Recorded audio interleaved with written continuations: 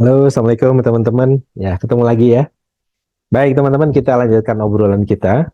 Dan kemarin mulai dari awal kita sudah bahas tentang eh, asal pembentukan kita. Bahkan kita dengan semesta ini ternyata dibentuk dari elemen yang sama. Dan esensi terkecil dari semua makhluk ternyata adalah energi gitu. Dan kemarin kita juga sudah bahas tentang siapa sih yang sebenarnya sadar di dalam diri kita. Dan eh, kemudian untuk apa rezeki diciptakan gitu. Dan hari ini kita akan membahas lebih dalam tentang yang berhubungan dengan rezeki, yakni eh, algoritma rezeki itu sebenarnya seperti apa gitu. Sehingga kalau kita mengerti algoritmanya, tentu kita menjadi lebih sadar lagi dan lebih paham lagi bagaimana untuk mensikapi rezeki itu. Dan nanti akan bertahap kita akan terus berlanjut ke materi-materi berikutnya yang sampai ke hal-hal yang sifatnya teknik, bagaimana kita bersikap terhadap kerejekian yang algoritmanya itu diatur Tuhan sebagai sebuah mekanisme. Baik teman-teman, kita hari ini akan membahas tentang kerejekian ya, tentang kerejekian. Jadi kita harus membahas tentang algoritma rezeki dan kesejahteraan. Nah teman-teman, kalau kemarin di sesi sebelumnya kita sudah bahas bahwa rezeki itu diciptakan Tuhan itu untuk menjamin ya, untuk menjamin raga tiga dimensi kita gitu. Raga kita ini perlu rezeki untuk bisa bertahan dan bertumbuh gitu kan, berkembang biak, bertumbuh untuk menjalani peran di bumi ini. Nah, sementara yang sadar itu kan sebenarnya bukan raga kita, yang sadar adalah ruh, dan ruh itu tentu rezekinya beda dengan hal-halnya sifatnya material yang diperlukan oleh tubuh gitu. Nah, sekarang kita akan membahas algoritma rezeki atau kesejahteraan yang berhubungan dengan raga kita. Jadi teman-teman, eh, gambar ini adalah gambar ledakan dari TNT, dan yang di bawah ini adalah ledakan dari bom atom.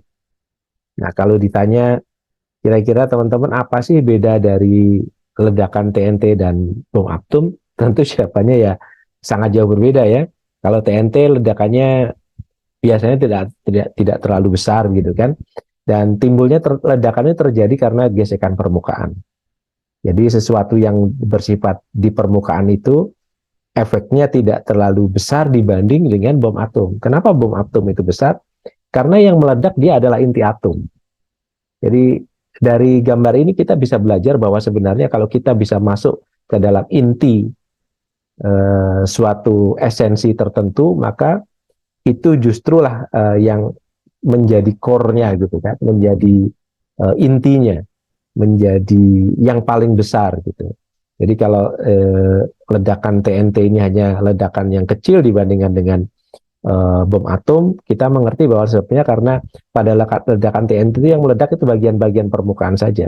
Sementara kalau di bom atom yang meledak adalah inti atom, meskipun di dalam struktur bom atom ini, bom seperti ini ada pemicunya ya, ini TNT ini di permukaan, dan kemudian dari permukaan itu kemudian masuk ke dalam meledakkan inti atom, dan itulah yang terjadi menjadi bom atom. Nah, ternyata rezeki juga seperti itu teman-teman. Jadi di dalam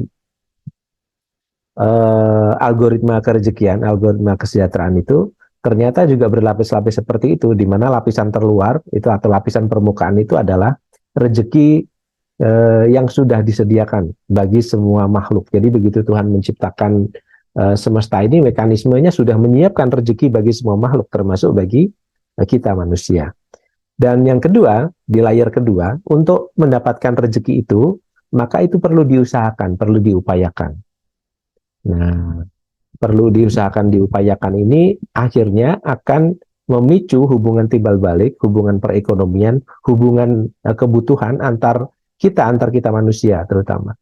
Jadi hubungan yang sudah disediakan oleh Allah tadi itu tersimpan dalam bentuk potensi. Nah, potensi itulah yang perlu diusahakan. Itu sebabnya ada berbagai macam profesi. Ada profesi guru, ada profesi pedagang, ada profesi polisi, tentara, hakim, ada pengusaha gitu kan, ada tukang jahit, ada petani dan sebagainya dan sebagainya. Nah sekarang coba bayangkan kalau rezeki tadi yang berupa sifat material tadi yang bermanfaat bagi tubuh kita tadi itu balik dalam bentuk makanan, barang dan sebagainya maupun dalam bentuk ilmu pengetahuan yang berhubungan dengan tumbuh kembang kita sebagai manusia itu disediakan begitu saja dan langsung dikasihkan, maka tidak ada orang yang berusaha, maka tidak akan terjadi perputaran ekonomi, tidak ada terjadi perputaran pengetahuan. Bayangkan kalau semua jadi guru, lalu siapa yang akan mengelola sawah misalnya, menyediakan padi untuk guru?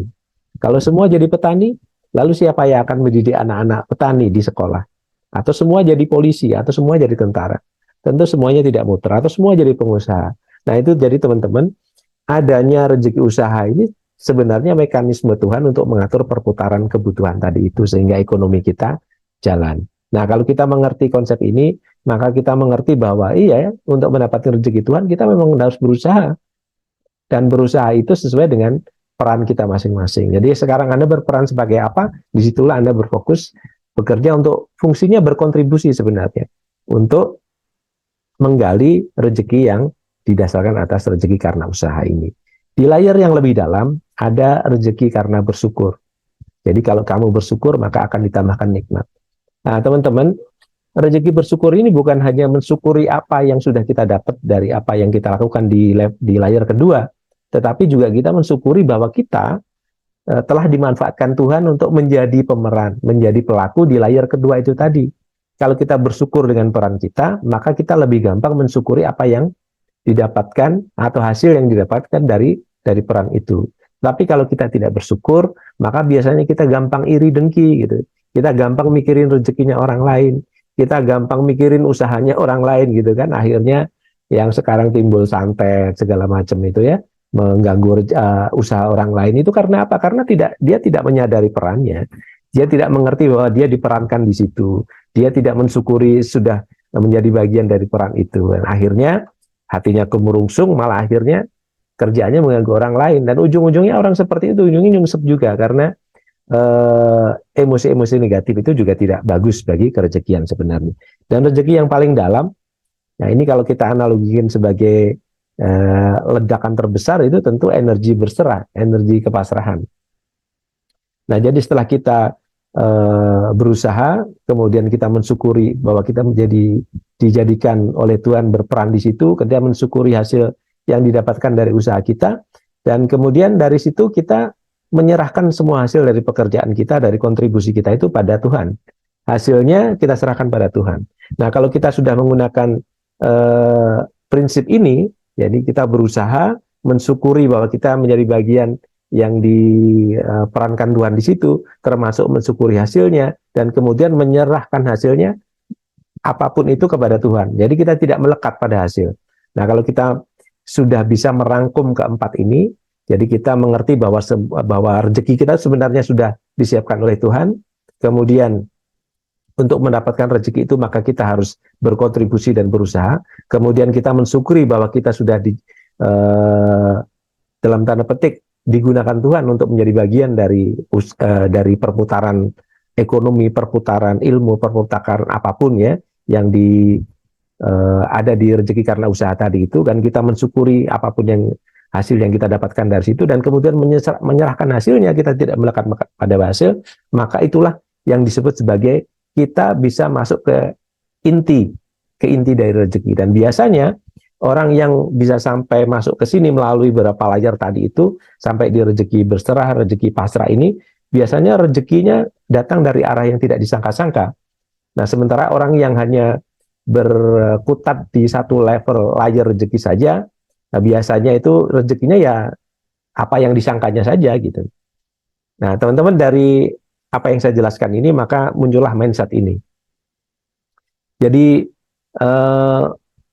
mindset rezeki ini kalau kita mengerti bahwa rezeki kita itu sudah dijamin, maka kita tenang, tidak kemerungsung, teman-teman. Kita yakin bahwa rezeki kita itu sudah dijamin oleh Allah. Tapi dijamin tentu saja tidak boleh nganggur, tidak boleh angkat kaki, karena memang faktanya, algoritmanya rezeki itu ada yang harus diusahakan. Untuk apa? Supaya terjadi perputaran ekonomi, perputaran pengetahuan, dan perputaran apapun yang membuat semesta ini berjalan. Nah, untuk itu kita harus berkontribusi di situ dengan berusaha di bidang kita masing-masing. Untuk apa? Ya kita berkontribusi bagi mekanisme ini. Orang lain memerlukan jasa kita dan kita memerlukan jasa orang lain. Nah, kemudian di layar berikutnya, kalau sudah seperti itu, kita harus mensyukuri bahwa kita dipilih Tuhan untuk menjadi bagian orang yang digunakan untuk menjalankan mekanisme rezeki ini. Maka kita mensyukuri peran itu, kita juga mensyukuri hasil. Maka kita disebut sebagai orang yang sadar peran. Dan yang terakhir, yang di level inti, kalau kita sudah paham ini, maka apapun hasil yang kita lakukan dari mindset ini adalah kita serahkan saja pada Tuhan, sehingga kita tidak melekat, kita tidak berharap terlalu melekat pada hasil yang kita lakukan, karena bagaimanapun faktanya, kalau Tuhan tidak mengijabah apa yang kita lakukan, itu juga tidak akan, hasilnya tidak akan sesuai dengan ekspektasi kita. Maka lebih baik kita melakukan, intinya adalah kita melakukan yang terbaik, mensyukuri bahwa kita dipilih Tuhan menjadi bagian itu, dan kemudian kita serahkan hasilnya. Dan kalau itu yang terjadi, maka hidup kita tidak akan kemerungsung, teman-teman. Karena itulah sebenarnya esensi dari algoritma rezeki atau kesejahteraan. Nah, teman-teman, sampai di sini, di bagian ini, di penjelasan tentang algoritma rezeki ini, mudah-mudahan bisa dipahami, sehingga nanti pada saat kita bekerja, kita tidak melekat di satu layer saja, tetapi semua layer tadi itu merupakan layer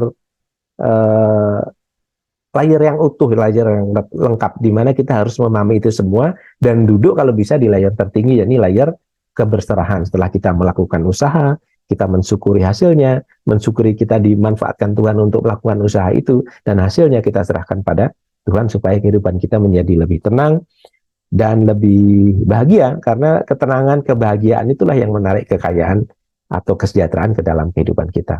Baik teman-teman, sampai di sini, nanti kita akan lanjutkan lagi hubungannya antara layer-layer rezeki tadi dengan layer-layer kesadaran versi David Tolkien di sesi berikutnya. Terima kasih, semoga bermanfaat dan menambah wawasan, menambah pemahaman teman-teman, database ilmu pemberdayaan diri yang ada di teman-teman mudah-mudahan bertambah dengan wawasannya, bertambah dengan adanya obrolan kita kali ini, dan semoga itu bisa menjadikan kehidupan teman-teman menjadi lebih baik, lebih berkualitas, dan lebih bermanfaat di masa depan. Terima kasih.